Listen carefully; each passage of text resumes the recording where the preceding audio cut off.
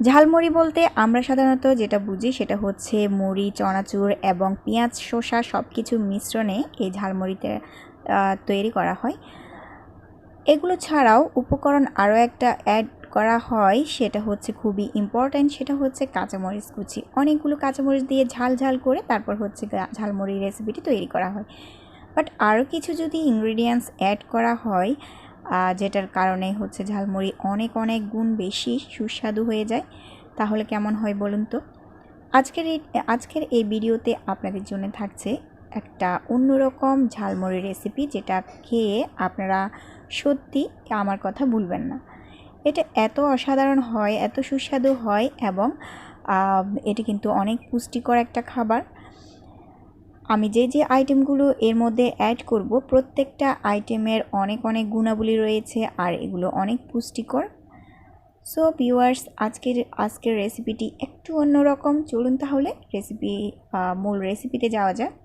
তো এখানে আমি নিয়েছি একটা মিডিয়াম সাইজের পেঁয়াজ কুচি করে নিয়েছি এখানে রসুন কুচি, একটা কোষ রসুন খুব মিহি কুচি করে নিয়েছি এবং ছোট্ট এক টুকরো আদা খুব মিহি কুচি করে নিয়েছি। হাফ চা চামচ পরিমাণ চিনি নিয়েছি। 1 টেবিল চামচ পরিমাণ ধনেপাতা কুচি করে নিয়েছি। এরপর লেবু কুচি করে নিয়েছি, অর্থাৎ লেবুর যে বাকলটা রয়েছে সেই বাকলটা একেবারে মিহি কুচি করে নিয়েছি 1 চা চামচ পরিমাণ। এরপর শসা নিয়েছি 2 টেবিল চামচ পরিমাণ, শসা কুচি করে নিয়েছি।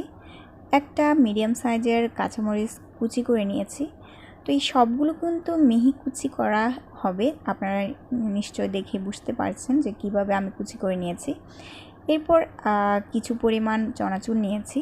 তো এটা হচ্ছে বারবিকিউ চনাচুর। তো আপনারা চাইলে যে কোনো ব্র্যান্ডের চনাচুর ব্যবহার করতে পারেন, যেটা আপনাদের খেতে ভালো লাগে আপনারা সেইভাবে চনাচুর অ্যাড করতে পারেন, যে চনাচুরটা আপনাদের পছন্দ আর কি। সো যাই হোক, এবার একটা চামচের সাহায্যে সবগুলো উপকরণ আমি খুব ভালোভাবে মিক্স করে নেব। সবগুলো উপকরণ মিক্স করা হয়ে গেলে এর মধ্যে মিক্স করব হচ্ছে সরিষার তেল। এই সরিষার তেলের কারণে ঝালমুড়ির টেস্টটা আরও বহুগুণে বেড়ে যায়। তো এই দেখতেই পাচ্ছেন এই সবগুলো উপকরণ আমি মিক্স করে ফেললাম। এবার আমি অ্যাড করলাম সরিষার তেল। বিশেষ করে সর্দি কাশির মধ্যে যদি এই ধরনের একটা ঝালমুড়ি খাওয়া যায় তাহলে কিন্তু খুব ভালো আরাম ফিল করবেন। যেহেতু এখানে আদা রয়েছে, রসুন রয়েছে, এই সব কিছু, তার উপরে সরিষার তেল রয়েছে, সব কিছুর কিন্তু সর্দি কাশির জন্য খুব ভালো একটা কাজ করে। চাইলে এখানে আপনারা পুদিনা পাতাও অ্যাড করতে পারেন। তো এই প্রসেসে ঝালমুড়ি তৈরি করলে কিন্তু বেশ সুস্বাদু হয়। তো এখানে 1 কাপ পরিমাণ মুড়ি আমি এর মধ্যে অ্যাড করব। এই ঝালমুড়িটা এত বেশি সুস্বাদু হয়, আপনারা একবার ট্রাই করে দেখবেন।